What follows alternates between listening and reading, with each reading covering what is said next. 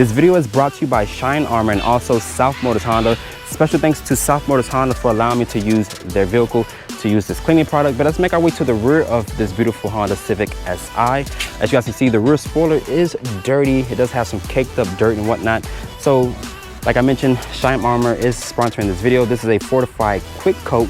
So what this is, it does protect the paint and keeps dirt and grime off your vehicles, just in case you guys do not have time to actually pull out a actual bucket and hose or even go through a car wash, which I recommend not going through because of this beautiful color of this Honda Civic Si. But as you guys can see, I'm going to spray the fortified quick coat here on the actual rear spoiler. I'm going to use this microfiber cloth that Shine Armor sent me. As you guys can see here, it just cleans all that dirt and grime right off the spoiler.